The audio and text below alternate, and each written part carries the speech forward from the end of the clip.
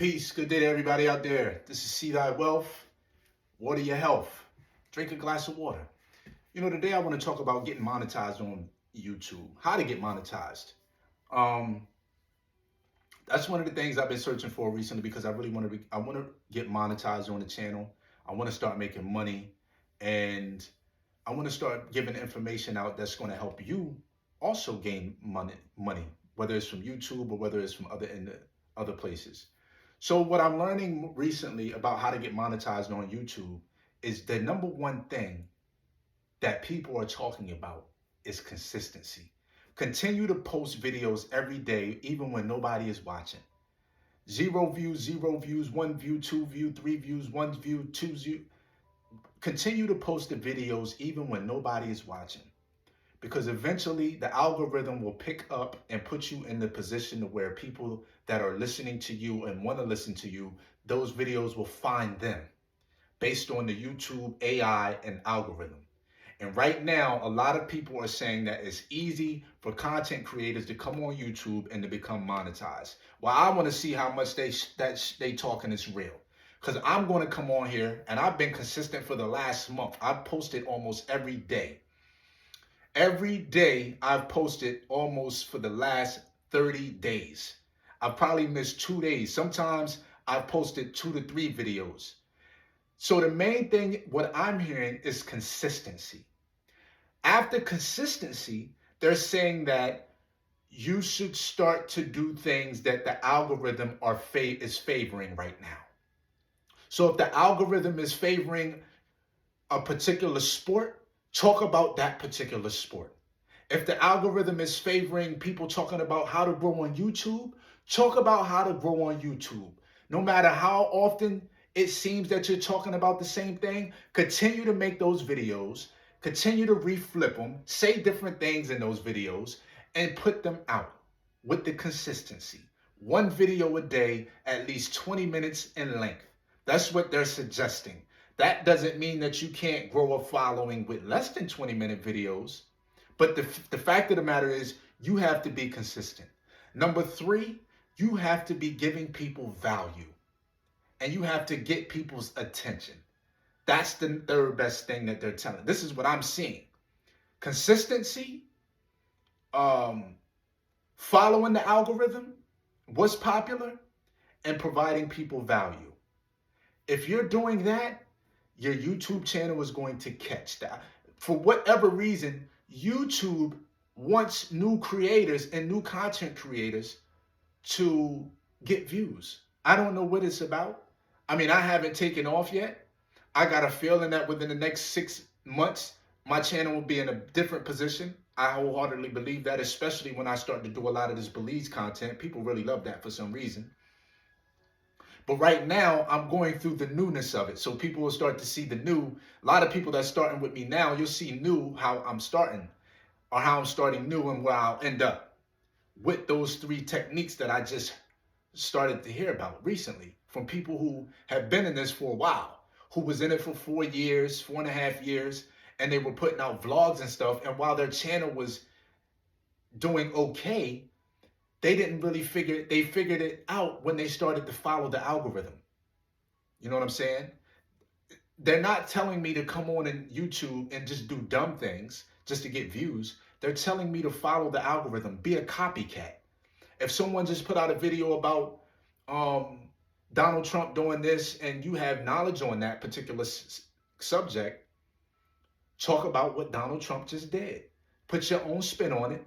Title the video similar to theirs, and that's how you can start to get the views and people to subscribe to your channel.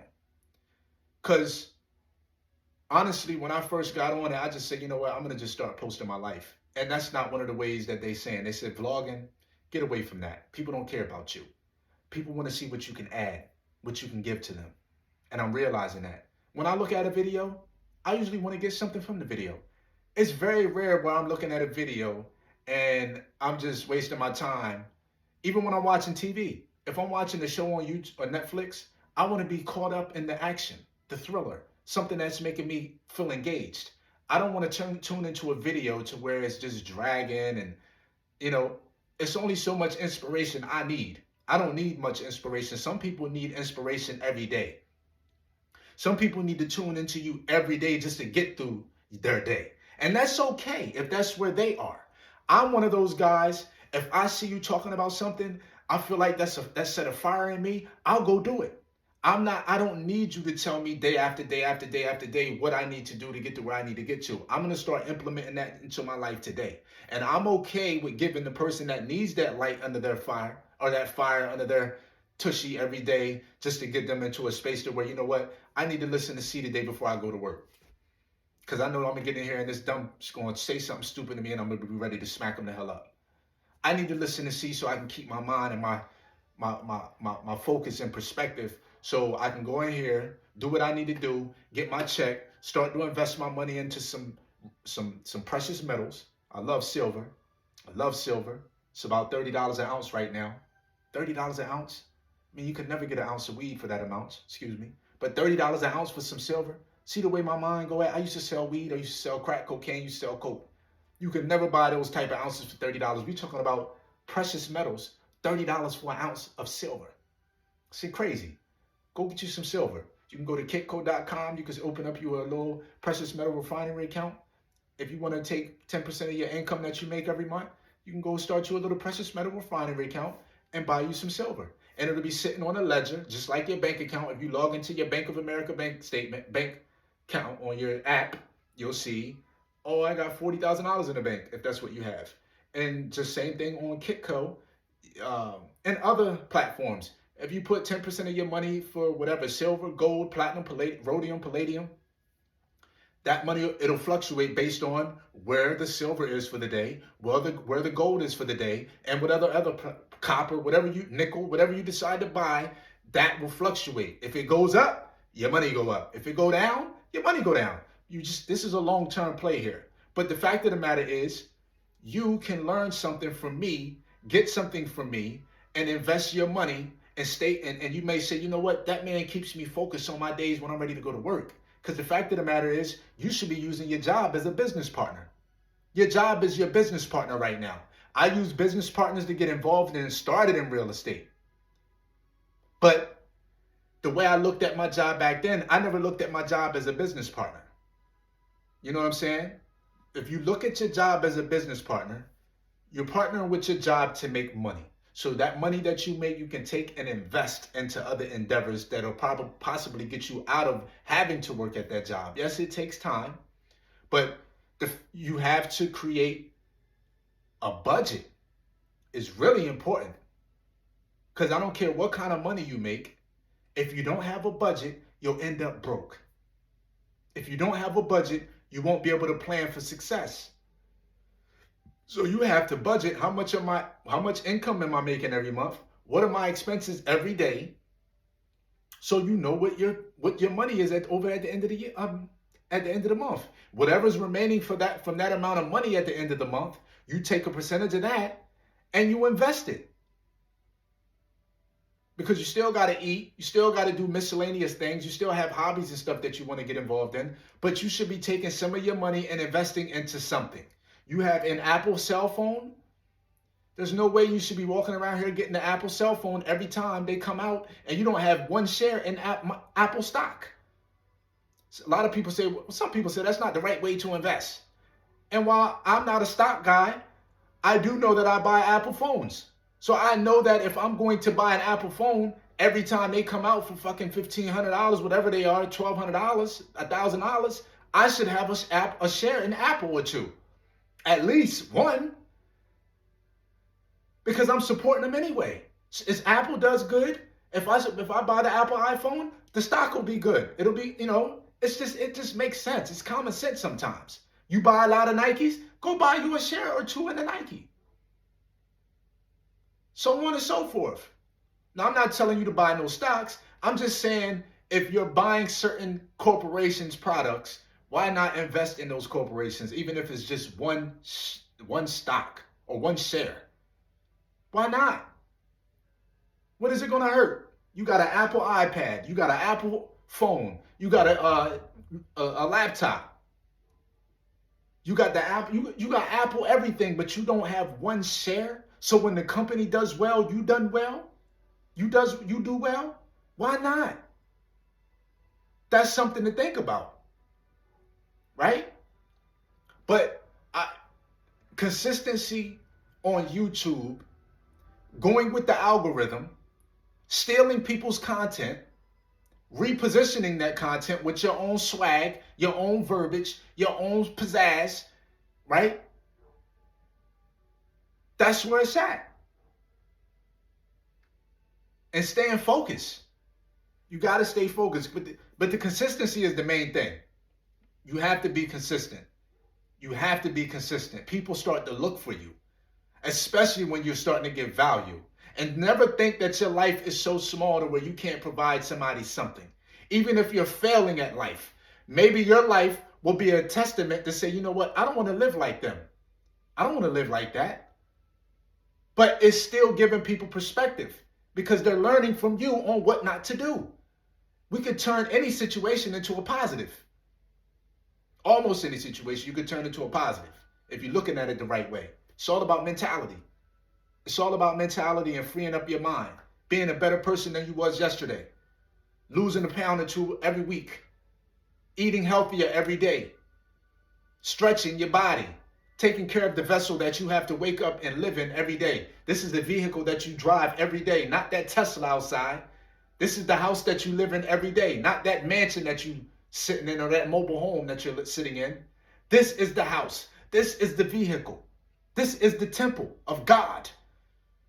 And you should be taking care of it like you want to live in it, like you want to continue to be here, like you're not ready to die. Right? So, the goal is to make money off of YouTube. Not to be just coming on here, just showing my life and, hoping people gravitate towards it. I don't care about that. I don't care about that. I care about making money so I can provide.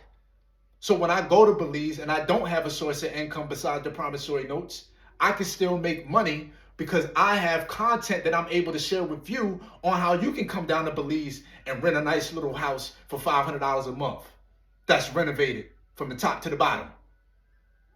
Right? That's it. I want to provide that type of exchange. You can go to Belize. You can buy land in Belize off the grid. Build your YouTube channel up so it can take care of your real estate investments. I would like to get to that position where all the money that I'm making, $15,000, $20,000, $30,000 a month from YouTube, it'll get there. I can take that money and go buy properties in other countries, travel the world. Not just be stuck in Belize, although Belize will be my home. That's where my home will be. But other places will be my home too. I don't just have to have one home. But all of those experiences I will be able to share with you so you can see that it's possible. It's possible from someone that came from nothing. Sometimes I hate when I say that. Because I did come from a family. Even though we wasn't the most functional family, I had a family. My mom put a roof over my head. My dad was not in my life every day, but on weekends I would go spend time with him. So he was in my life to a certain degree. But, some of that dysfunction has made me into who I am today. Because people come from functional families, whatever that is, and they still mess up. They still get in trouble. They still get strung out on heroin. You know what I'm saying? So a lot of the dysfunction and the people that I grew up around, my great grandmother, God rest her soul, she sold drugs right in front of me as a baby. I remember.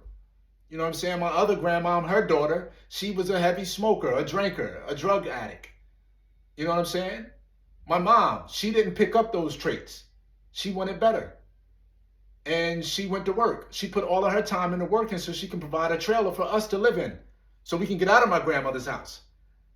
So she put all of her time into buying a trailer and then ended up buying a mobile home. But most of the time that she spent away from us affected me because I didn't get that nurturing love. And then my father wasn't there all the time. So the discipline that he was supposed to give to me, she ended up having to play both roles. So now having her play both roles, giving me discipline as well as supposed to be a nurturer, she's giving me more discipline than she was nurturing me because I'm a boy. I'm doing all kinds of dumb shit in the house. And now that's creating resentment towards her when I get older because she's giving me the discipline that he was supposed to give me. So all the shit and the bad energy that she was giving me because she was loving me in the best way she knew possible, that shit affected me and my relationship with her today as an adult. It still affects me. You know what I'm saying? And some of the shit that she used to say to me and do. But that's what we do as people who come from trauma. We pass that shit on to our children. So she only did what she knew best. She worked to provide a roof over our head, which hurt us. But that's all she knew. So what do we do? Only thing we can do as adults is try to heal our own trauma and not pass that on to the next generation. That's the only thing we could do, and get better. But the fact of the matter is, I was able to learn from every mistake that I've made. Sometimes I made the mistake twice, sometimes I made it 3 times, 4 times. But I never gave up. I went to jail, boot camp. Came home from doing 7 months boot camp, went right back to jail for 32 months. Came home from doing 32 months. Less than a year later, I get sentenced again to 38 months for trying to sell drugs. That was not something that I was good at. I wasn't good at selling drugs. I mean, I was good at making short-term money, but there was no long-term success in that for me. Hopefully you can learn that. Put that pack down. Put that money into something that's going to bring you a return on your investment. All right? Because that shit there's no retirement plan in that.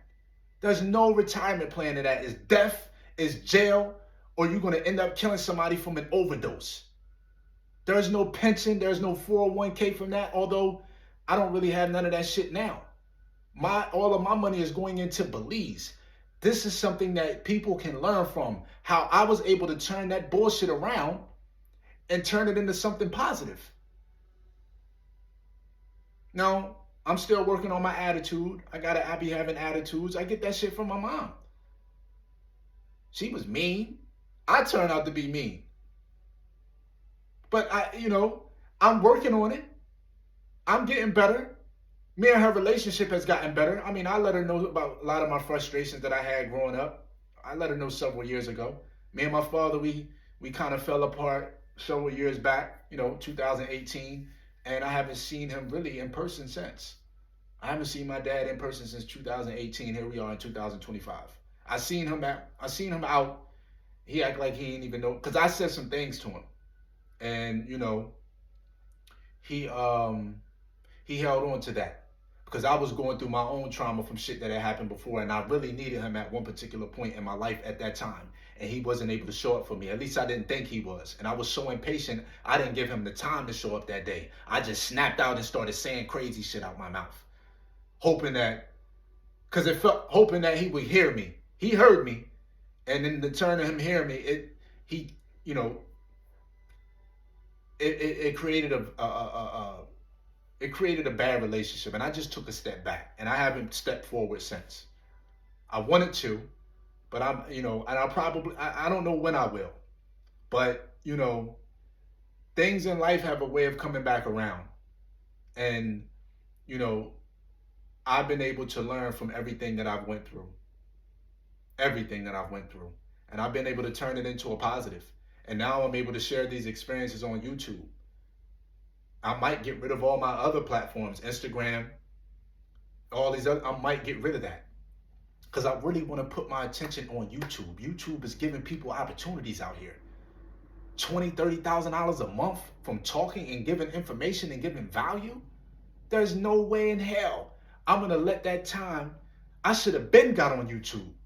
I've been focused on real estate. I've been focused on getting into Belize. I've been focused on other promissory notes. I've been focused on things that they've been bringing me funds, but YouTube is a different animal. I don't have I got 100 subscribers, and I appreciate everybody that subscribed. Let me know what y'all think in the comment about my content, by the way. Subscribe to the channel, share the video, but I appreciate all 100 of you people that have subscribed to me as a reason why you came here. something I've said, whether it was the Belize property, whatever it is, I'm just glad you're here.